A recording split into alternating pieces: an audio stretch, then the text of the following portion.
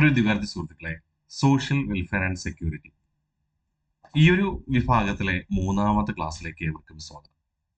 നമ്മൾ social welfare and security എന്ന ഭാഗത്ത് ആദ്യ ക്ലാസ്സിൽ നമ്മൾ പഠിച്ചുറപ്പിച്ചത് സാമൂഹിക നീതി വകുപ്പും അതുമായി ബന്ധപ്പെട്ട സംരക്ഷണ രീതികളും പഠിച്ചു. കൂടാതെ വയോജന സംരക്ഷണം, വയോജനങ്ങൾ, ഭിന്നശേഷിയുള്ളവർ, ട്രാൻസ്ജെൻഡർ വിഭാഗം, സാമൂഹിക പ്രതിരോധം, ഈ 4 കാറ്റഗറികളിൽപ്പെട്ടവർക്കാണ് സാമൂഹിക സുരക്ഷ വിഭാവനം ചെയ്യുന്നത്. അതിനുവേണ്ടി രൂപീകരിച്ച നയങ്ങളും പ്രത്യേക പദ്ധതികളും നമ്മൾ കഴിഞ്ഞ ക്ലാസ്സിലൂടെ പഠിച്ചു. ഇന്നേ ദിവസം മറ്റൊരു മേഖലയിലേക്ക് പോവാം. ഇവരെ കൂടാതെ പൊതുജനങ്ങൾക്കും സാമൂഹ്യ സുരക്ഷ വേണം. ഉപജീവനത്തിന് വേണ്ടിയുള്ള അവകാശം എന്ന് പറയുമ്പോൾ അവിടെ ഭക്ഷണം, വസ്ത്രം, പാർപ്പിടം, വിദ്യാഭ്യാസം, ആരോഗ്യത്തോടൊപ്പം ഇൻഷുറൻസും പറയുന്നുണ്ട്. അപ്പോ സമൂഹത്തിലെ എല്ലാവർക്കും എന്ത് വേണം?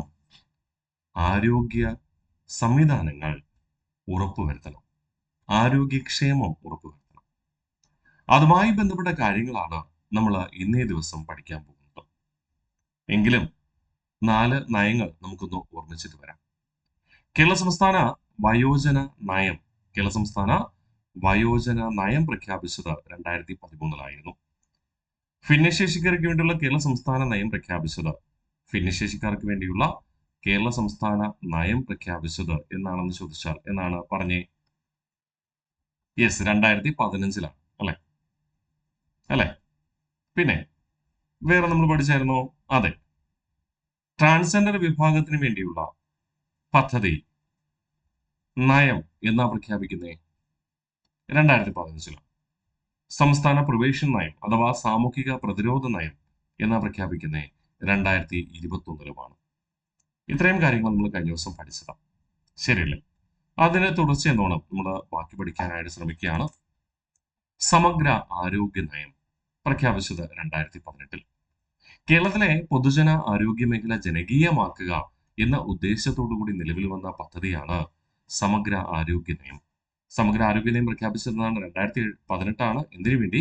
കേരളത്തിലെ പൊതുജന ആരോഗ്യ മേഖല ജനകീയമാക്കുക എന്ന് പറഞ്ഞാൽ പരമാവധി ജനങ്ങളിൽ ആരോഗ്യ സംവിധാനങ്ങൾ അവരുടെ ജീവിത നിലവാരവുമായി ചേർന്ന് നിൽക്കുന്ന രീതിയിൽ എത്തിക്കുക.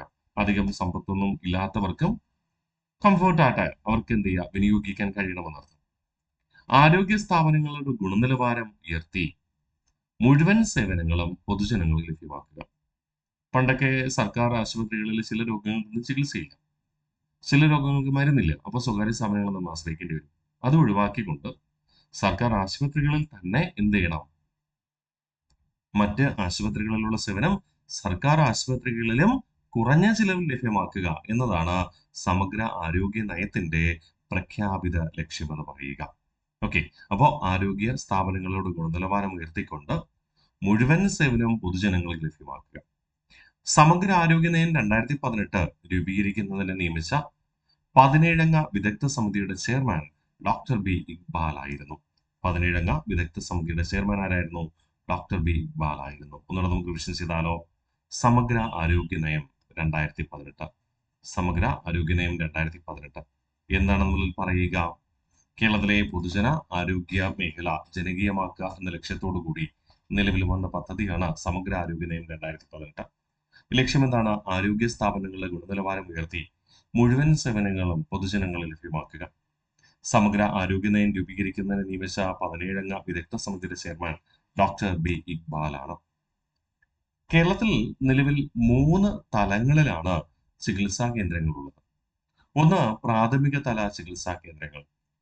ആദ്യഘട്ടം എന്ന് പറയുന്നത് അത് തദ്ദേശ സ്വയംഭരണ സ്ഥാപനങ്ങളുടെ നേരിട്ടുള്ള നിയന്ത്രണത്തിൽ, പഞ്ചായത്തുകളുടെ നേരിട്ടുള്ള നിയന്ത്രണത്തിലുള്ളതാണ് പ്രാഥമിക ആരോഗ്യ കേന്ദ്രങ്ങൾ. നമ്മൾ ആംഗ്ലത്തിൽ പറഞ്ഞാൽ പബ്ലിക് ഹെൽത്ത് സെന്റേഴ്സ് എന്ന് നമ്മൾ പറയും.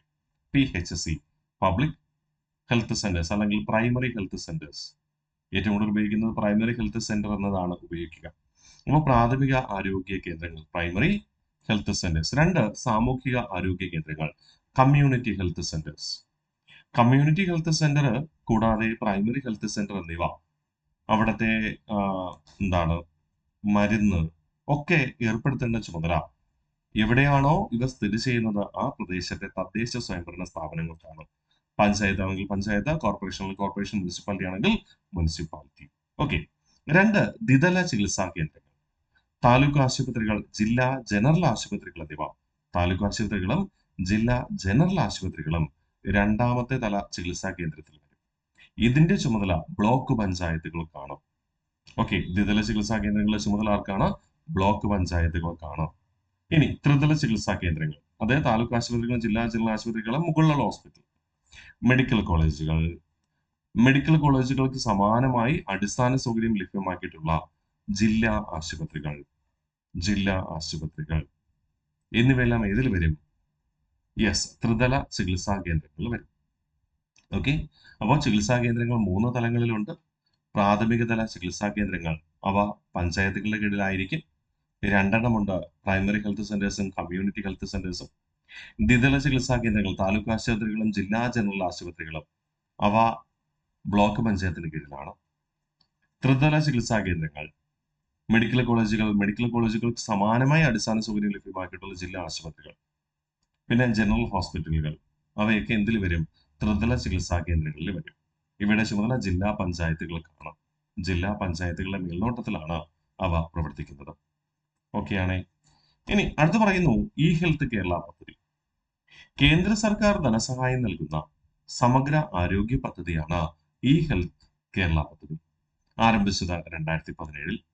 സംസ്ഥാന IT മിഷനുമായി ചേർന്ന് ആരോഗ്യ വകുപ്പ് നടപ്പിലാക്കുന്ന പദ്ധതിയാണ് ഇ ഹെൽത്ത് കേരള പദ്ധതി. സംഭവം വേറൊന്നുമല്ല, ഓരോ പൗരനും എന്തൊക്കെ രോഗങ്ങളുണ്ടെന്ന് ഡിജിറ്റൽ രൂപത്തിൽ ശേഖരിച്ചു വച്ചിരിക്കുന്ന പദ്ധതിയാണ് ഇ ഹെൽത്ത് കേരള പദ്ധതി. അത്രയേ ഉള്ളൂ, ആധാർ കാർഡിന് സമാനമായി. ഓക്കെ. അപ്പോൾ പദ്ധതിയിലൂടെ സംസ്ഥാനത്തെ ഓരോ പൗരനും ആധാർ അടിസ്ഥാനമാക്കിയുള്ള ഇലക്ട്രോണിക് ഹെൽത്ത് കാർഡ് ലഭ്യമാക്കുന്നു. ഇലക്ട്രോണിക് ഹെൽത്ത് കാർഡ് ലഭ്യമാക്കുന്നു. നഗരങ്ങളിൽ പകർച്ചവ്യാധികളുടെ നിയന്ത്രണത്തിനായുള്ള ദൈനംദിന പൊതുജന ആരോഗ്യ പ്രവർത്തനങ്ങൾ നടപ്പിലാക്കുന്നത് ജില്ലാ മെഡിക്കൽ ഓഫീസറാണ്. നഗരങ്ങളിൽ പകർച്ചവ്യാധിയുടെ നിയന്ത്രണത്തിനായുള്ള ദൈനംദിന പൊതുജനാരോഗ്യ പ്രവർത്തനങ്ങൾ നടപ്പിലാക്കുന്നത് ജില്ലാ മെഡിക്കൽ ഓഫീസറാണ്. ക്ലിയർ ആണ്. അപ്പോൾ ഇ ഹെൽത്ത് കേരള പദ്ധതി കേന്ദ്ര സർക്കാർ ധനസഹായം നൽകുന്ന സമഗ്ര ആരോഗ്യ പദ്ധതിയാണ് ഇ ഹെൽത്ത് കേരള പദ്ധതി. ആരംഭിച്ചത് 2017. സംസ്ഥാന IT മിഷനുമായി ചേർന്ന് ആരോഗ്യ വകുപ്പ് നടപ്പിലാക്കുന്നു. പദ്ധതിയിലൂടെ സംസ്ഥാനത്തെ ഓരോ പൗരനും ആധാർ അടിസ്ഥാനമാക്കിയുള്ള ഇലക്ട്രോണിക് ഹെൽത്ത് കാർഡ് ലഭ്യമാക്കുന്നു. നഗരങ്ങളിൽ പകർച്ചവ്യാധികളുടെ നിയന്ത്രണത്തിനായുള്ള ദൈനംദിന പൊതുജനാരോഗ്യ പ്രവർത്തനങ്ങൾ നടപ്പിലാക്കുന്നത് ജില്ലാ മെഡിക്കൽ ഓഫീസറാണ്. ജില്ലാ മെഡിക്കൽ ഓഫീസറാണ്. അത് മറന്നു പോകരുത്. നഗരങ്ങളിൽ പകർച്ചവ്യാധികളുടെ നിയന്ത്രണത്തിനായുള്ള ദൈനംദിന പൊതുജനാരോഗ്യ പ്രവർത്തനങ്ങൾ നടപ്പിലാക്കുന്നത് ജില്ലാ മെഡിക്കൽ ഓഫീസറാണ്. ഞാനൊരു ചോദ്യം ചോദിക്കട്ടെ. പൊതുജനാരോഗ്യത്തെക്കുറിച്ച് ഇന്ത്യൻ ഭരണഘടനയിൽ എവിടെയെങ്കിലും പറയുന്നുണ്ടോ? ഉണ്ട് എന്നതാണ് യാഥാർത്ഥ്യം.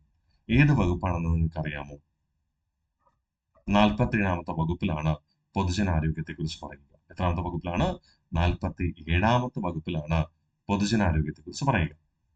പൊതുജനാരോഗ്യം സംരക്ഷിക്കുക എന്നത് ഇന്ത്യൻ ഭരണഘടനയിലെ എത്രാമത്തെ പാർട്ടിലാണ് വരിക? 4ാമത്തെ പാർട്ട് അല്ലെ? മാർഗനിർദ്ദേശക തത്വങ്ങൾ സ്റ്റേറ്റിന്റെ കടമയായിട്ടാണ് പറയുക. സ്റ്റേറ്റിന്റെ കടമയായിട്ടാണ് പറയുക.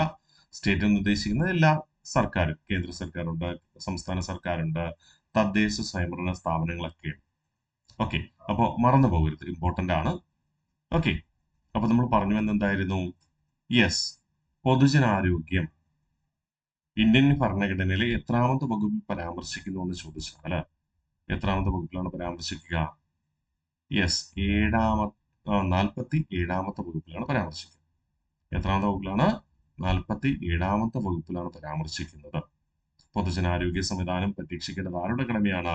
സ്റ്റേറ്റിന്റെ, അതായത് ഗവൺമെന്റിന്റെ കടമയാണ് എന്ന് പരാമർശിക്കുന്നത്. ഗവൺമെന്റ് എന്ന് ഉദ്ദേശിക്കുമ്പോൾ അത് കേന്ദ്ര ഗവൺമെന്റ് ആയിക്കോട്ടെ, സംസ്ഥാന ഗവൺമെന്റ് ആയിക്കോട്ടെ, പ്രാദേശിക തദ്ദേശ സ്വയംഭരണ സ്ഥാപനങ്ങളാണെങ്കിൽ കൂടി അവയെല്ലാം ഇതിന്റെ പരിധിയിൽ തന്നെ വരുന്നതാണ്, അല്ലെങ്കിൽ ഇക്കാര്യങ്ങൾ ചെയ്യേണ്ട സ്ഥാപനങ്ങൾ തന്നെയാണ്. ക്ലിയർ ആണ്? ഒന്നുകൂടെ നമുക്ക് റിവിഷൻ ചെയ്താലോ?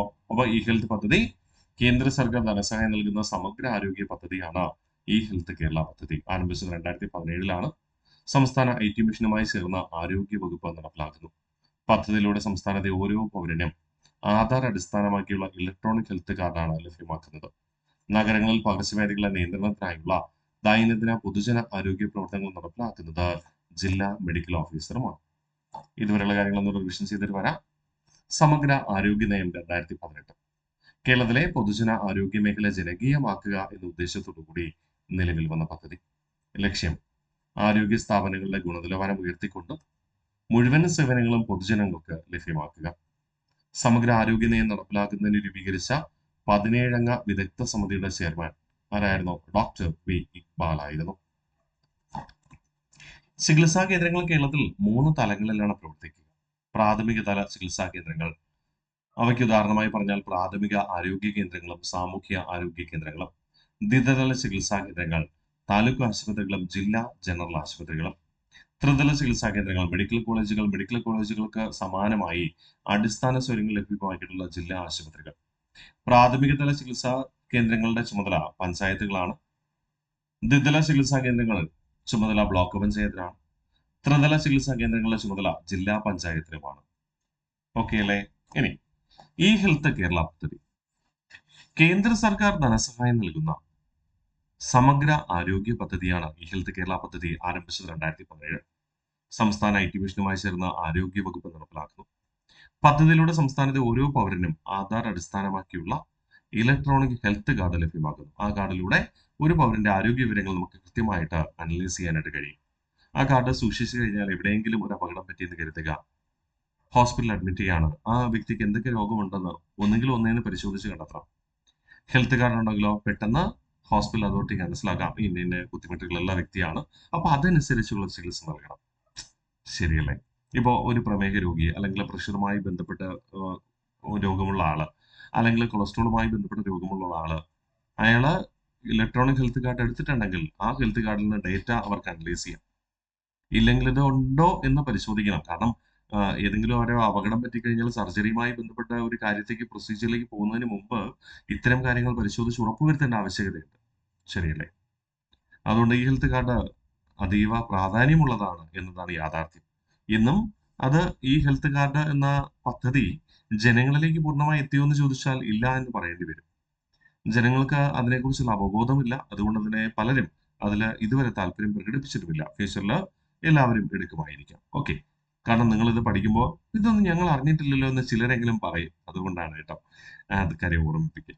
നഗരങ്ങളിൽ പകർച്ചവ്യാധികളുടെ നിയന്ത്രണത്തിനായുള്ള ദൈനംദിന പൊതുജന ആരോഗ്യ പ്രവർത്തനങ്ങൾ നടപ്പിലാക്കുന്ന ആരാണ്? ജില്ലാ മെഡിക്കൽ ഓഫീസറാണ്. കേരളത്തിൽ നടപ്പിലാക്കുന്ന പ്രധാനപ്പെട്ട ആരോഗ്യ സുരക്ഷാ പദ്ധതികൾ നമുക്ക് പരിചയപ്പെടാം. ഇത് പലതും PSCയുടെ മുൻവർഷ ചോദ്യങ്ങളാണ്. അതുകൊണ്ട് നിങ്ങൾക്ക് അറിയാം. നമ്മൾ ഏറ്റവും പ്രാധാന്യമുള്ളത് മാത്രമേ ഞാൻ ഇവിടെ ഉൾക്കൊള്ളിക്കുന്നുള്ളൂ. ഇതിനേക്കാൾ ഒരുപാട് പദ്ധതികളുണ്ട് നിലവിൽ. PSC ചോദിക്കാൻ സാധ്യതയുള്ള ഏറ്റവും പ്രധാനപ്പെട്ട പദ്ധതികൾ മാത്രമേ എന്ത് ചെയ്യുന്നുള്ളൂ ഇവിടെ ഞാൻ ഉൾക്കൊള്ളിച്ചിട്ടുള്ളൂ. ഒന്ന്, ആശ്വാസകിരണം. ശയ്യാലംബരായ രോഗികളെ പരിചരിക്കുന്നതിനായി ആരംഭിച്ച ധനസഹായ പദ്ധതിയാണ് ആശ്വാസകിരണം എന്ന പേരിൽ അറിയപ്പെടുക. മാരകരോഗം ബാധിച്ച ആൾക്കാരെ പരിചരിക്കുന്നവർക്ക് ധനസഹായം നൽകുന്ന പദ്ധതി ആശ്വാസകിരണം. ആരോഗ്യകിരണം 18 വയസ്സിന് താഴെ വരുന്ന കുട്ടികൾക്ക് മാരകരോഗങ്ങളായ ഹൃദ്രോഗം, ക്യാൻസർ ഉൾപ്പെടെയുള്ള രോഗങ്ങൾക്ക് എല്ലാ സർക്കാർ ആശുപത്രിയിലൂടെയും സൗജന്യ ചികിത്സ ഉറപ്പാക്കുന്ന പദ്ധതിയാണ്. സൗജന്യ ചികിത്സ ഉറപ്പാക്കുന്ന പദ്ധതിയാണ് എന്ന പേരിൽ അറിയപ്പെടുക ആരോഗ്യകിരണം എന്ന പേരിൽ അറിയപ്പെടുക. 18 വയസ്സിന് താഴെയുള്ള കുട്ടികൾക്ക് ഹൃദ്രോഗം, ക്യാൻസർ ഉൾപ്പെടെയുള്ള എല്ലാ രോഗങ്ങൾക്കും സർക്കാർ ആശുപത്രിയിലൂടെ സൗജന്യ ചികിത്സ ഉറപ്പാക്കുന്ന പദ്ധതിയാണ് ആരോഗ്യകിരണം. ദരിദ്ര കുടുംബങ്ങൾക്ക് ദ്വിതീയ തൃതീയ തല പരിചരണത്തിന് ആശുപത്രി ചികിത്സയ്ക്കായി പ്രതിവർഷം 5 ലക്ഷം രൂപ കൊടുക്കുന്ന ആരോഗ്യ സംരക്ഷണ പദ്ധതിയാണ് കാരുണ്യം. ഈ ദ്വിതീയ തൃതീയ തല പരിചരണം എന്ന് പറഞ്ഞാൽ ഏതൊക്കെയാണ്? അവിടെ പ്രൈമറി ഹെൽത്ത് സെന്ററോ കമ്മ്യൂണിറ്റി ഹെൽത്ത് സെന്ററോ വരത്തില്ല. താലൂക്ക് ആശുപത്രികൾ, ജില്ലാ ജനറൽ ആശുപത്രികൾ, മെഡിക്കൽ കോളേജുകൾക്ക് തത്തുല്യമായി ചികിത്സാ സൗകര്യങ്ങളുള്ള ആശുപത്രികൾ. അതാണ് ദ്വിതീയ തൃതീയ തല പരിചരണം എന്ന് പറയുക. ഓക്കെ, സംശയം ഉണ്ടായതുകൊണ്ട് എടുത്ത് പറയും. അപ്പൊ ദരിദ്ര കുടുംബങ്ങൾക്ക് ദ്വിതീയ തൃതീയ തല പരിചരണത്തിന് ആശുപത്രി ചികിത്സയ്ക്ക് പ്രതിവർഷം 5 ലക്ഷം രൂപ നൽകുന്ന ആരോഗ്യ സംരക്ഷണ പദ്ധതിയാണ് കാരുണ്യ എന്ന പേരിൽ അറിയപ്പെടുന്നത്. താലോലം 18 വയസ്സിന് താഴെയുള്ള കുട്ടികൾക്ക് ഹൃദയ സംബന്ധമായ രോഗങ്ങൾ, നാഡീരോഗങ്ങൾ, സെറിബ്രൽ പൾസി, ഓട്ടിസം, അസ്ഥിവൈകല്യങ്ങൾ എന്നിവയ്ക്കും എൻഡോസൾഫാൻ രോഗബാധിതർക്കും ഡയാലിസിസ് ശസ്ത്രക്രിയ അടക്കമുള്ള ചികിത്സാ ചെലവ് നൽകുന്ന പദ്ധതിയാണ് താലോലം എന്ന പേരിൽ അറിയപ്പെടുക. ഓക്കെ, ചികിത്സാ ചെലവ് നൽകുന്ന പദ്ധതിയാണ് താലോലം. അപ്പോൾ 18 വയസ്സിന് താഴെയുള്ള കുട്ടികൾക്ക് ഹൃദയ സംബന്ധമായ രോഗങ്ങൾ, നാഡീരോഗങ്ങൾ, സെറിബ്രൽ പൾസി, ഓട്ടിസം, അസ്ഥിവൈകല്യങ്ങൾ എന്നിവയ്ക്കും എൻഡോസൾഫാൻ രോഗബാധിതർക്കും ഡയാലിസിസ്, ശസ്ത്രക്രിയ അടക്കമുള്ള ചികിത്സാ ചെലവ് നൽകുന്ന പദ്ധതിയാണ് താലോലം എന്ന പേരിൽ അറിയപ്പെടുക. സ്നേഹസാന്ത്വനം. എൻഡോസൾഫാൻ മൂലം വൈകല്യം സംഭവിച്ചവർക്കും കിടപ്പിലായവർക്കും ധനസഹായം നൽകുന്ന പദ്ധതിയാണ് സ്നേഹസാന്ത്വനം എന്ന പേരിൽ അറിയപ്പെടുക. എൻഡോസൾഫാൻ മൂലം വൈകല്യം സംഭവിച്ചവർക്കും കിടപ്പിലായവർക്കും ധനസഹായം നൽകുന്ന പദ്ധതിയാണ് സ്നേഹസാന്ത്വനം എന്ന പേരിൽ അറിയപ്പെടുക. ഇനി സാന്ത്വനം. സ്നേഹസാന്ത്വനമാണെങ്കിൽ എൻഡോസൾഫാൻ ബാധിച്ചത്, സാന്ത്വനമാണെങ്കിലോ കിടപ്പിലായ രോഗിയെ വീട്ടിലെത്തി പരിചരിക്കുന്ന പദ്ധതിയാണ് കിടപ്പിലായ രോഗികളെ വീട്ടിലെത്തി പരിചരിക്കുന്ന പദ്ധതിയാണ് സാന്ത്വനം എന്ന പേരിൽ അറിയപ്പെടുക. അപ്പോ കിടപ്പിലായ രോഗികളെ വീട്ടിലെത്തി പരിചരിക്കുന്ന പദ്ധതി സാന്ത്വനമാണ്. എൻഡോസൾഫാൻ മൂലം വൈകല്യം സംഭവിച്ചവർക്കും കിടപ്പിലായവർക്കും ധനസഹായം നൽകുന്ന പദ്ധതിയാണ് സ്നേഹസാന്ത്വനം എന്ന പേരിൽ അറിയപ്പെടുക. ഇനി സ്വാസ്ഥ്യം. അർബുദം നേരത്തെ കണ്ടെത്തി തടയുവാനും ചികിത്സ ഉറപ്പാക്കുവാനും ഉള്ള ബോധവൽക്കരണ പരിപാടിയാണ് സ്വാസ്ഥ്യം എന്ന പേരിൽ അറിയപ്പെടുക. അർബുദം നേരത്തെ കണ്ടെത്തി തടയുവാനും ചികിത്സ ഉറപ്പാക്കാനുമുള്ള ബോധവൽക്കരണ പരിപാടിയാണ് സ്വാസ്ഥ്യം എന്ന പേരിൽ അറിയപ്പെടുന്നത്. ഇനി ഹൃദ്യം. 18 വയസ്സിന് താഴെയുള്ള ജന്മനാ ഹൃദയവൈകല്യമുള്ള കുട്ടികൾക്ക് സൗജന്യ ചികിത്സ നൽകുന്ന പദ്ധതിയാണ് ഹൃദ്യം എന്ന പേരിൽ അറിയപ്പെടുക. 18 വയസ്സിന് താഴെയുള്ള ജന്മനാ ഹൃദയവൈകല്യമുള്ള കുട്ടികൾക്ക് സൗജന്യ ചികിത്സ നൽകുന്ന പദ്ധതിയാണ് ഹൃദ്യം എന്ന പേരിൽ അറിയപ്പെടുക. മിഠായി. കുട്ടികളിലെ പ്രമേഹ രോഗം തടയുന്നതിനായി ആവിഷ്കരിച്ച പദ്ധതിയാണ് മിഠായി. കുട്ടികളിലെ പ്രമേഹ രോഗം തടയുന്നതിനായി ആവിഷ്കരിച്ച പദ്ധതിയാണ് എന്ത് പേരിൽ അറിയപ്പെടുന്നത്? മിഠായി എന്ന പേരിൽ അറിയപ്പെടുക. ഒന്നുകൂടെ റിവിഷൻ ചെയ്താലോ അർബുദം നേരത്തെ കണ്ടെത്തി തടയുവാനും ചികിത്സ ഉറപ്പാക്കാനുള്ള ബോധവൽക്കരണ പരിപാടിയാണ് സ്വാസ്ഥ്യം എന്ന പേരിൽ അറിയപ്പെടുക. 18 വയസ്സിന് താഴെയുള്ള ജന്മനാ ഹൃദയവൈകല്യമുള്ള കുട്ടികൾക്ക് സൗജന്യ ചികിത്സ നൽകുന്ന പദ്ധതിയാണ് ഹൃദ്യം. കുട്ടികളിലെ പ്രമേഹ രോഗം തടയുന്നതിനായി ആവിഷ്കരിച്ച പദ്ധതിയാണ് മിഠായി എന്ന പേരിൽ അറിയപ്പെടുക. ഒന്നുകൂടെ റിവിഷൻ ചെയ്യാൻ നമ്മൾ ഇതുവരെ പഠിച്ച കാര്യങ്ങൾ. സ്നേഹസാന്ത്വനം. എൻഡോസൾഫാൻ മൂലം വൈകല്യം സംഭവിച്ചവർക്കും കിടപ്പിലായവർക്കും ധനസഹായം നൽകുന്ന പദ്ധതി. കിടപ്പിലായ രോഗിയെ വീട്ടിലെത്തി പരിചരിക്കുന്ന പദ്ധതിയാണ് സാന്ത്വനം. അർബുദം നേരത്തെ കണ്ടെത്തി തടയുവാനും ചികിത്സ ഉറപ്പാക്കുവാനുമുള്ള ബോധവൽക്കരണ പദ്ധതിയാണ് സ്വാസ്ഥ്യം. 18 വയസ്സിന് താഴെയുള്ള ജന്മനാ ഹൃദയവൈകല്യമുള്ള കുട്ടികൾക്ക് സൗജന്യ ചികിത്സ നൽകുന്ന പദ്ധതിയാണ് ഹൃദ്യം എന്ന പേരിൽ അറിയപ്പെടുക. കുട്ടികളിലെ പ്രമേഹം തടയുന്നതിനായി ആവിഷ്കരിച്ച പദ്ധതിയാണ് മിഠായി എന്നറിയപ്പെടുന്നത്. യാത്രക്കിടെ അപകടം, മറ്റ് ദേഹാസ്വാസ്ഥ്യങ്ങൾ എന്നിവ ഉണ്ടാകുന്നവർക്ക് പ്രഥമ ശുശ്രൂഷ നൽകുന്ന പദ്ധതിയാണ് വഴികാട്ടി എന്ന പേരിൽ അറിയപ്പെടുക. അതായത് പൊതുഗതാഗത സംവിധാനത്തിലെ ഉദ്യോഗസ്ഥർക്ക് പ്രഥമ ശുശ്രൂഷ നൽകുവാൻ വേണ്ടിയിട്ടുള്ള പരിശീലന പദ്ധതി നടപ്പിലാക്കുകയാണ് ഇതിലൂടെ ചെയ്യുക കേട്ടോ. അപ്പൊ യാത്രക്കിടെ അപകടം, മറ്റ് ദേഹ അസ്വസ്ഥങ്ങൾ എന്നിവ ഉണ്ടാകുന്നവർക്ക് പ്രഥമ ശുശ്രൂഷ നൽകുന്ന പദ്ധതിയാണ് വഴികാട്ടി എന്നറിയപ്പെടുന്നത്. ശ്രുതി തരംഗം. ശ്രുതി കേൾവി, അത് വെച്ച് ലിങ്ക് ചെയ്യാം അല്ലെ. ബധിരരായ 5 വയസ്സ് വരെ പ്രായമുള്ള കുട്ടികളുടെ കോക്ലിയ മാറ്റിവെക്കൽ ശസ്ത്രക്രിയയ്ക്ക് ധനസഹായം നൽകുന്ന പദ്ധതിയാണ് ശ്രുതി തരംഗം എന്ന പേരിൽ അറിയപ്പെടുക. ബധിരരായ 5 വയസ്സ് വരെയുള്ള പ്രായമുള്ള കുട്ടികൾക്ക് കോക്ലിയ മാറ്റിവെക്കൽ ശസ്ത്രക്രിയയ്ക്ക് ധനസഹായം നൽകുന്ന പദ്ധതിയാണ് ശ്രുതി തരംഗം. മൃതസഞ്ജീവിനി. സമ്പൂർണ്ണ അവയവദാന പദ്ധതിയാണ് മൃതസഞ്ജീവിനി എന്ന പേരിൽ അറിയപ്പെടുക. മൃതസഞ്ജീവിനി പദ്ധതി വളരെ പ്രാധാന്യത്തോടു കൂടി തുടക്കം കുറിക്കപ്പെട്ട പദ്ധതിയാണ്, ഇപ്പോഴും നടപ്പിലാക്കി വരുന്നു എന്നത് യാഥാർത്ഥ്യവുമാണ്. ഓക്കെ അല്ലേ? യെസ്. ഒന്നുകൂടെ നമുക്ക് റിവിഷൻ ചെയ്യാം. എന്തൊക്കെയാണ് നമ്മൾ പറയുക? വഴികാട്ടി.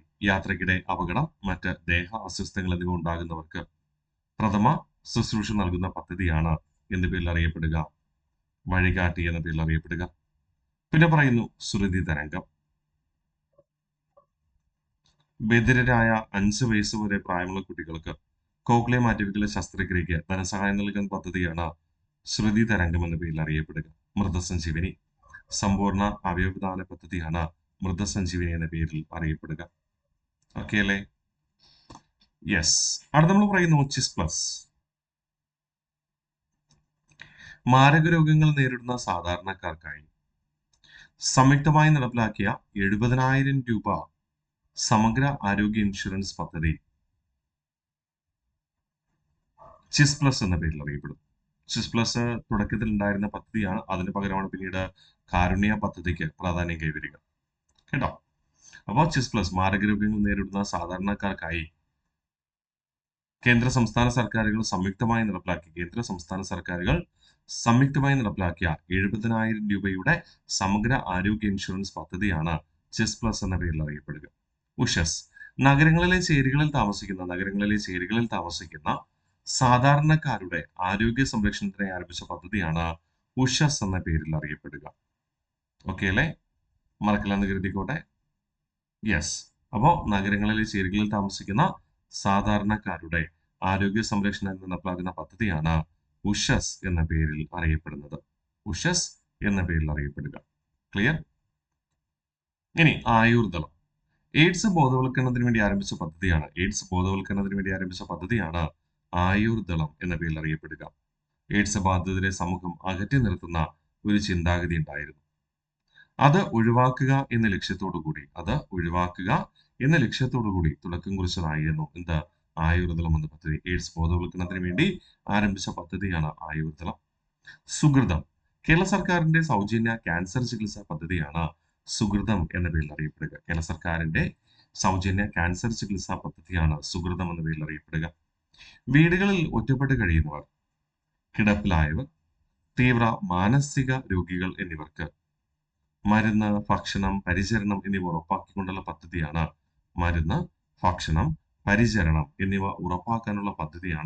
കനിവ് എന്ന പേരിൽ അറിയപ്പെടുക. ഓക്കെ. അപ്പോ വീടുകളിൽ ഒറ്റപ്പെട്ട് കഴിയുന്നവർ, കിടപ്പിലായവർ, തീവ്ര മാനസിക രോഗികൾ എന്നിവർക്ക് മരുന്ന്, ഭക്ഷണം, പരിചരണം എന്നിവ ഉറപ്പാക്കുന്നുള്ള പദ്ധതിയാണ് കനിവ് എന്ന പേരിൽ അറിയപ്പെടുന്നത്. കാരണം വേറെ ആരും നോക്കാനില്ലല്ലോ. അപ്പോൾ സ്റ്റേറ്റ് എന്ത് ചെയ്യണം? അതിനുവേണ്ടി കാര്യങ്ങൾ ചെയ്യണം. ഇനി സ്നേഹപൂർവ്വം. HIV ബാധിതരുടെ മക്കൾക്ക് പ്രത്യേക കരുതൽ നൽകാൻ നടപ്പിലാക്കിയ പുതിയ പദ്ധതിയാണ് സ്നേഹപൂർവ്വം എന്ന പേരിൽ അറിയപ്പെടുക. ആർദ്രം. ജനസൗഹൃദ ആശുപത്രികൾ ആരംഭിച്ച പദ്ധതിയാണ് ആർദ്രം എന്ന പേരിൽ അറിയപ്പെടുക. PSC ഒരുപാട് തവണ ചോദിച്ച ക്വസ്റ്റ്യൻ ആണ് ആർദ്രം ഒക്കെ കേട്ടോ. അപ്പൊ മറക്കരുത്. Chess plus. മാരക രോഗങ്ങൾ നേരിടുന്ന സാധാരണക്കാർക്കായി കേന്ദ്ര സംസ്ഥാന സർക്കാരുകൾ നടപ്പിലാക്കിയ 70,000 രൂപയുടെ സമഗ്ര ആരോഗ്യ ഇൻഷുറൻസ് പദ്ധതിയാണ് ചെസ് പ്ലസ് എന്ന പേരിൽ അറിയപ്പെടുക. തുടർന്ന് കാരുണ്യ പദ്ധതി വന്നപ്പോൾ കാരുണ്യ പദ്ധതിയുടെ ഉപഭോക്താക്കളുടെ എണ്ണം കൂടി. ചെസ് പ്ലസ് ഇപ്പോൾ വളരെ കുറച്ച് പേര് മാത്രമേ ഉപയോഗിക്കുന്നുള്ളൂ. ഉഷസ്. നഗരങ്ങളിലെ ചേരികളിൽ താമസിക്കുന്ന സാധാരണക്കാരുടെ ആരോഗ്യ സംരക്ഷണത്തിനായി നടപ്പിലാക്കുന്ന പദ്ധതിയാണ് ഉഷസ് എന്ന പേരിൽ അറിയപ്പെടുക. എയ്ഡ്സ് ബോധവൽക്കരണത്തിന് വേണ്ടി ആരംഭിച്ച പദ്ധതിയാണ് ആയുർദളം. കേരള സർക്കാരിന്റെ സൗജന്യ ചികിത്സാ പദ്ധതിയാണ് സുകൃതം എന്ന പേരിൽ അറിയപ്പെടുക. വീടുകളിൽ ഒറ്റപ്പെട്ട് കഴിയുന്നവർ, കിടപ്പിലായവർ, തീവ്ര മാനസിക രോഗികൾ എന്നിവർക്ക് മരുന്ന്, ഭക്ഷണം, പരിചരണം എന്നിവ ഉറപ്പാക്കുന്ന പദ്ധതിയാണ് കനിവ് എന്ന പേരിൽ അറിയപ്പെടുന്നത്. സ്നേഹപൂർവ്വം. HIV ബാധിതരുടെ മക്കൾക്ക് പ്രത്യേക കരുതൽ നൽകാൻ നടപ്പിലാക്കിയ പുതിയ പദ്ധതിയാണ് സ്നേഹപൂർവ്വം എന്നറിയപ്പെടുന്നത്. ആർദ്രം. ജനസൗഹൃദ ആശുപത്രികൾ തുടങ്ങിയ പദ്ധതിയാണ് ആർദ്രം എന്ന പേരിൽ അറിയപ്പെടുന്നത്. അടുത്ത് പറയുന്നു മെഡിസൺ. എന്താണ് മെഡിസൺ? സംസ്ഥാന സർക്കാർ ജീവനക്കാരുടെയും പെൻഷൻകാരുടെയും മെഡിക്കൽ ഇൻഷുറൻസ് പദ്ധതിയാണ് മെഡിസപ്പ് എന്ന പേരിൽ അറിയപ്പെടുക. ഓക്കെ. സംസ്ഥാന സർക്കാർ ജീവനക്കാരുടെയും പെൻഷൻകാരുടെയും മെഡിക്കൽ ഇൻഷുറൻസ് പദ്ധതിയാണ് മെഡിസപ്പ്. മെഡിസപ്പുമായി സഹകരിക്കുന്ന ഇൻഷുറൻസ് കമ്പനി എന്ന് പറയുന്നത് ഓറിയന്റൽ ഇൻഷുറൻസ് ആണ്. മെഡിസപ്പുമായി സഹകരിക്കുന്ന insurance company Oriental Insurance. Medisep എന്ന നിലവിലെ ഇൻഷുറൻസ് പദ്ധതി നിലവിൽ വന്നത് 2022 ജൂലൈ 1-ാം തീയതി. പണരഹിത ചികിത്സാ പദ്ധതിയാണ് വിഭാവനം ചെയ്യുന്നത്. പണരഹിത ചികിത്സാ സൗകര്യമാണ് വിഭാവനം ചെയ്യുന്നത്. പ്രതിവർഷം 3 ലക്ഷം രൂപ വരെ സമഗ്ര പരിരക്ഷ ഉറപ്പുവരുത്തുന്നു. അംഗീകൃത പട്ടികയിൽ 1920 രോഗങ്ങളാണ് ഉൾപ്പെടുക. ആശുപത്രിയിൽ പ്രവേശിക്കുന്നതിന് മുൻപും ശേഷവുമുള്ള 15 ദിവസത്തെ ചിലവുകളും ഈ പദ്ധതിക്ക് കീഴിൽ ക്ലെയിം ചെയ്യാവുന്നതാണ്. ആശുപത്രിയിൽ പ്രവേശിക്കുന്നതിന് മുൻപും ശേഷവുമുള്ള 15 ദിവസത്തെ ചിലവുകളും ഈ പദ്ധതിക്ക് കീഴിൽ എന്ത് ചെയ്യാം? ക്ലെയിം ചെയ്യാനായിട്ട് കഴിയും. അപ്പൊ നിങ്ങൾ ഒരു കാര്യം കൂടെ അവിടെ ഓർമ്മിക്കണം. നിലവില് നമ്മൾ മെഡിസപ്പുമായി ബന്ധപ്പെട്ട് ഏതെങ്കിലും ഹോസ്പിറ്റലിൽ ചോദിച്ചു കഴിഞ്ഞാൽ ക്യാഷ്ലെസ് ഇല്ലെന്നാണ് പറയാറുള്ളത്. പക്ഷെ യഥാർത്ഥത്തിൽ മെഡിസപ്പിൽ ക്യാഷ്ലെസ് ഉണ്ട്. ആശുപത്രിയിൽ പ്രവേശിക്കുന്നതിന് മുൻപും ശേഷമുള്ള 15 ദിവസത്തെ ചിലവുകൾ ഈ പദ്ധതിയുടെ കീഴിൽ ക്ലെയിം ചെയ്യാം. അത് ഓരോ ഇൻഷുറൻസ് പദ്ധതികളിലും വ്യത്യസ്തമാണ് കേട്ടോ. ചില ഇൻഷുറൻസ് സ്ഥാപനങ്ങളാണെങ്കിൽ ഹോസ്പിറ്റലിൽ പ്രവേശിക്കുന്നതിന് മുൻപും ശേഷവുമുള്ള 30 ദിവസത്തെ ചിലവുകൾ വരെ പദ്ധതി കീഴിൽ ക്ലെയിം ചെയ്യാം. ചിലത് 45 ദിവസമാണ്. അങ്ങനെ വ്യത്യാസമുണ്ട്. മെഡിസപ്പ് എത്ര ദിവസമാണ്? 15 ദിവസമാണ് കേട്ടോ. ഓർമ്മിച്ചേക്കാമോ? ഒന്നുകൂടെ റിവിഷൻ ചെയ്യാം. സംസ്ഥാന സർക്കാർ ജീവനക്കാരുടെയും പെൻഷൻകാരുടെയും ഇൻഷുറൻസ് പദ്ധതിയാണ് എന്ന പേരിൽ അറിയപ്പെടുക മെഡിസപ്പ് എന്ന പേരിൽ അറിയപ്പെടുക. മെഡിസപ്പുമായി സഹകരിക്കുന്ന ഇൻഷുറൻസ് കമ്പനിയാണ് ഓറിയന്റൽ ഇൻഷുറൻസ് എന്ന സ്ഥാപനം. മെഡിസപ്പ് തുടക്കം കുറിച്ചത് 2022 ജൂലൈ മാസം 1 തീയതി പണരഹിത ചികിത്സ വിഭാവനം ചെയ്യുന്ന പദ്ധതിയാണ്. വർഷം 3 ലക്ഷം രൂപ വരെ സമഗ്ര പരിരക്ഷ ഉറപ്പുവരുത്തുന്നു. അംഗീകൃത പട്ടികയിൽ 1920 രോഗങ്ങൾ ഉൾപ്പെടുത്തിയിരിക്കുന്നു. 1920 രോഗങ്ങൾ ഉൾപ്പെടുത്തിയിരിക്കുന്നു. ആശുപത്രിയിൽ പ്രവേശിക്കുന്നതിന് മുൻപും ശേഷവുമുള്ള 15 ദിവസത്തെ ചിലവുകളും ഈ പദ്ധതി കീഴിൽ എന്ത് ചെയ്യാം? ക്ലെയിം ചെയ്യാനായിട്ട് കഴിയും. ക്ലിയർ ആണേ? ഒന്നുകൂടെ നമുക്ക് റിവിഷൻ ചെയ്താലോ? ഇന്ന് പഠിച്ച കാര്യങ്ങൾ തുടക്കം തൊട്ട്. റിവിഷനാണ് നമുക്ക് പ്രാധാന്യം. നമ്മൾ എത്രത്തോളം റിവിഷൻ ചെയ്യുന്നു അത്രത്തോളം നമ്മുടെ മനസ്സിൽ അത് നിലനിൽക്കുകയും ചെയ്യും. ഓക്കെ, റിവിഷൻ ചെയ്ത് ഉറപ്പിക്കാം. ഗുഡ്. അപ്പൊ നമ്മൾ റിവിഷൻ ചെയ്യാണ്. ഇതോടെ നമ്മൾ പഠിച്ചു സമഗ്ര ആരോഗ്യ നയം 2018. കേരളത്തിലെ പൊതുജനാരോഗ്യ മേഖല ജനകീയമാക്കുക എന്ന ഉദ്ദേശത്തോടുകൂടി നിലവിൽ വന്ന പദ്ധതി. ആരോഗ്യ സ്ഥാപനങ്ങളിൽ ഗുണനിലവാരം ഉയർത്തിക്കൊണ്ട് മുഴുവൻ സേവനങ്ങളും പൊതുജനങ്ങൾക്ക് ലഭ്യമാക്കുക. സമഗ്ര ആരോഗ്യ നയം രൂപീകരിക്കുന്നതിന് നിയമിച്ച 17-അംഗ സമിതിയുടെ ചെയർമാൻ ഡോക്ടർ ബി ഇക്ബാൽ ആയിരുന്നു. ചികിത്സാ കേന്ദ്രങ്ങൾ 3 തലങ്ങളിലാണ് കേരളത്തിൽ നിലവിലുള്ളത്.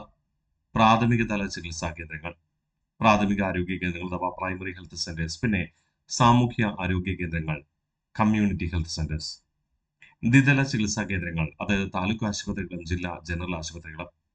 ത്രിതല ചികിത്സാ കേന്ദ്രങ്ങൾ, മെഡിക്കൽ കോളേജുകൾ സമാനമായി അടിസ്ഥാന സൗകര്യങ്ങൾ ലഭ്യമായിട്ടുള്ള ജില്ലാ ആശുപത്രികളും ജനറൽ ആശുപത്രികളും. ഈ ഹെൽത്ത് കേരള പദ്ധതി കേന്ദ്ര സർക്കാർ ധനസഹായം നൽകുന്ന സമഗ്ര ആരോഗ്യ പദ്ധതിയാണ് ഈ ഹെൽത്ത് കേരള പദ്ധതി. ആരംഭിച്ചത് 2017. സംസ്ഥാന IT മിഷനുമായി ചേർന്ന് ആരോഗ്യ വകുപ്പാണ് നടപ്പിലാക്കുന്നത്. സംസ്ഥാന IT മിഷനുമായി ചേർന്ന് ആരാണ് നടപ്പിലാക്കുന്നത്? ആരോഗ്യ വകുപ്പാണ് നടപ്പിലാക്കുക. അതായത് ഒരു വ്യക്തിയുടെ, ഒരു പൗരന്റെ രോഗവിവരങ്ങൾ, ആരോഗ്യവാനാണെങ്കിൽ അങ്ങനെ, ഇനി എന്തെങ്കിലും രോഗങ്ങളുണ്ട്, ജീവിതശൈലി രോഗങ്ങളുണ്ടെങ്കിൽ അതൊക്കെ രേഖപ്പെടുത്തി എന്ത് ചെയ്യുന്നു? ആധാർ അടിസ്ഥാനമാക്കിയുള്ള ഇലക്ട്രോണിക് ഹെൽത്ത് കാർഡ് ലഭ്യമാക്കുന്നു. നഗരങ്ങളിൽ പകർച്ചവ്യാധികളുടെ നിയന്ത്രണത്തിനായുള്ള ദൈനംദിന പൊതുജനാരോഗ്യ പ്രവർത്തനങ്ങൾ നടപ്പിലാക്കേണ്ട ചുമതല ജില്ലാ മെഡിക്കൽ ഓഫീസർക്കാണ്. ആരോഗ്യ സുരക്ഷാ പദ്ധതികളിലേക്ക് ആശ്വാസകിരണം, ശയ്യാലംബരായ രോഗികളെ പരിചരിക്കുന്നവർക്കായി ആരംഭിച്ചതിന് സഹായ പദ്ധതി. 18 വയസ്സിന് താഴെയുള്ള കുട്ടികൾക്ക് ഹൃദ്രോഗം, ക്യാൻസർ തുടങ്ങിയ എല്ലാ രോഗങ്ങൾക്കും സർക്കാർ ആശുപത്രികളിലൂടെ സൗജന്യ ചികിത്സ ഉറപ്പാക്കുന്ന പദ്ധതിയാണ് ആരോഗ്യകിരണം. കാരുണ്യം, ദരിദ്ര കുടുംബങ്ങൾക്ക് ദ്വിതീയ തൃതീയ തല പരിചരണത്തിന് ആശുപത്രി ചികിത്സയ്ക്കായി പ്രതിവർഷം 5 ലക്ഷം രൂപ നൽകുന്ന ആരോഗ്യ സംരക്ഷണ പദ്ധതിയാണ് കാരുണ്യം. താലോലം, 18 വയസ്സിന് താഴെയുള്ള കുട്ടികൾക്ക് ഹൃദയ സംബന്ധമായ രോഗങ്ങൾ, നാഡീരോഗങ്ങൾ, സെറിബ്രൽ പൾസി, ഓട്ടിസം, അസ്ഥിവൈകല്യങ്ങൾ എന്നിവയ്ക്കും എൻഡോസൾഫാൻ രോഗബാധിതർക്കും ഡയാലിസിസ് ശസ്ത്രക്രിയ അടക്കമുള്ള ചികിത്സാ ചെലവ് നൽകുന്ന പദ്ധതിയാണ് താലോലം എന്ന പേരിൽ അറിയപ്പെടുക. സ്നേഹസാന്ത്വനം, എൻഡോസൾഫാൻ മൂലം വൈകല്യം സംഭവിച്ചവർക്കും കിടപ്പിലായവർക്കും ധനസഹായം നൽകുന്ന പദ്ധതിയാണ് സ്നേഹസാന്ത്വനം. അടുത്ത് പറയുന്നു സാന്ത്വനം, കിടപ്പിലായ രോഗിയെ വീട്ടിലെത്തി പരിചരിക്കുന്ന പദ്ധതിയാണ് സാന്ത്വനം എന്ന് വിളിക്കുക. സ്വാസ്ഥ്യം, അർബുദം നേരത്തെ കണ്ടെത്തി തടയുവാനും ചികിത്സ ഉറപ്പാക്കുവാനുമുള്ള ബോധവൽക്കരണ പരിപാടിയാണ് സ്വാസ്ഥ്യം. ഹൃദയം, 18 വയസ്സിന് താഴെയുള്ള ജന്മനാ ഹൃദയവൈകല്യമുള്ള കുട്ടികൾക്ക് സൗജന്യ ചികിത്സ നൽകുന്ന പദ്ധതിയാണ് ഹൃദയം. അടുത്ത് പറയുന്നു മിഠായി, കുട്ടികളിലെ പ്രമേഹ രോഗം തടയുന്നതിനായി ആവിഷ്കരിക്കുന്ന പദ്ധതിയാണ് മിഠായി എന്ന പേരിൽ അറിയപ്പെടുക.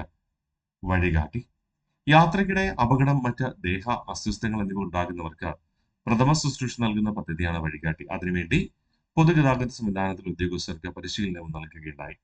ശ്രുതി തരംഗം, ബധിരരായ 5 വയസ്സ് വരെ പ്രായമുള്ള കുട്ടികൾക്ക് കോക്ലിയ മാറ്റിവെക്കൽ ശസ്ത്രക്രിയയ്ക്ക് ധനസഹായം നൽകുന്ന പദ്ധതിയാണ് ശ്രുതി തരംഗം. മൃതസഞ്ജീവനി, സമ്പൂർണ്ണ അവയവദാന പദ്ധതിയാണ് മൃതസഞ്ജീവനി എന്ന പേരിൽ അറിയപ്പെടുക. ചെസ് പ്ലസ്, മാരക രോഗങ്ങൾ നേരിടുന്ന സാധാരണക്കാർക്കായി കേന്ദ്ര സംസ്ഥാന സർക്കാരുകൾ സംയുക്തമായി നടപ്പാക്കിയ 70,000 രൂപയുടെ സമഗ്ര ആരോഗ്യ ഇൻഷുറൻസ് പദ്ധതി. തുടർന്ന് കാരുണ്യ പദ്ധതി ആരംഭിച്ചപ്പോൾ പലരും കാരുണ്യ പദ്ധതിയിലേക്ക് ചേക്കേറുകയും ചെയ്യും. ഓക്കെ. ഉഷസ്, നഗരപ്രദേശങ്ങളിലെ ചേരികളിൽ താമസിക്കുന്ന സാധാരണക്കാരുടെ ആരോഗ്യ സംരക്ഷണത്തിനായി നടപ്പിലാക്കുന്ന പദ്ധതിയാണ് ഉഷസ് എന്ന പേരിൽ അറിയപ്പെടുക. ആയുർദളം. എയ്ഡ്സ് ബോധവൽക്കരണത്തിന് വേണ്ടി ആരംഭിച്ച പദ്ധതിയാണ് ആയുർദളം. സുഹൃതം, കേരള സർക്കാരിന്റെ സൗജന്യ ക്യാൻസർ ചികിത്സാ പദ്ധതിയാണ് സുഹൃതം എന്ന പേരിൽ അറിയപ്പെടുക. കനിവ, വീടുകളിൽ ഒറ്റപ്പെട്ട് കഴിയുന്നവർ, കിടപ്പിലായവർ, തീവ്ര മാനസിക രോഗികൾ എന്നിവർക്ക് മരുന്ന്, ഭക്ഷണം, പരിചരണം എന്നിവ ഉറപ്പാക്കാനുള്ള പദ്ധതിയാണ് കനിവ് എന്നറിയപ്പെടുക. സ്നേഹപൂർവം, HIV ബാധിതരുടെ മക്കൾക്ക് പ്രത്യേക കരുതൽ നൽകാൻ നടപ്പിലാക്കിയ പുതിയ പദ്ധതിയാണ് സ്നേഹപൂർവം എന്നറിയപ്പെടുക. ആർദ്രം, ജനസൗഹൃദ ആശുപത്രികൾ തുടങ്ങുവാനുള്ള പദ്ധതിയാണ് ആർദ്രം എന്നറിയപ്പെടുക. മെഡിസിൻ, സംസ്ഥാന സർക്കാർ ജീവനക്കാരുടെയും പെൻഷൻകാരുടെയും മെഡിക്കൽ ഇൻഷുറൻസ് പദ്ധതിയാണ് മെഡിസപ്പ് എന്നറിയപ്പെടുക. മെഡിസപ്പുമായി സഹകരിക്കുന്ന കമ്പനി ഓറിയന്റൽ ഇൻഷുറൻസ് കമ്പനിയാണ്. ഓറിയന്റൽ ഇൻഷുറൻസ് കമ്പനിയാണ്. പിന്നെ പറയുന്നു, പ്രാബല്യത്തിൽ വരുന്നത് മെഡിസപ്പ് പ്രാബല്യത്തിൽ വരുന്നത് 2022 ജൂലൈ 1-ാം തീയതി. പണരഹിത ചികിത്സ വിഭാവനം ചെയ്യുന്ന പദ്ധതിയാണ്. ആരംഭിച്ചപ്പോഴും ഇപ്പോഴും അങ്ങനെ തന്നെ. പ്രതിവർഷം 3 ലക്ഷം രൂപ വരെ സമഗ്ര പരിരക്ഷ ഉറപ്പു നൽകുന്നു. അംഗീകൃത പട്ടികയിൽ 1920 രോഗങ്ങളാണ് ഉൾപ്പെടുക. ആശുപത്രിയിൽ പ്രവേശിക്കുന്നതിന് മുൻപും ശേഷവുമുള്ള 15 ദിവസത്തെ ചെലവുകളും പദ്ധതി കീഴിൽ ക്ലെയിം ചെയ്യാനായിട്ട് കഴിയും. ഓക്കെ അല്ലേ? മറക്കില്ലെന്ന് കരുതിക്കോട്ടെ. യെസ്. അപ്പോൾ ഇത്തരം കാര്യങ്ങൾ പഠിക്കുക.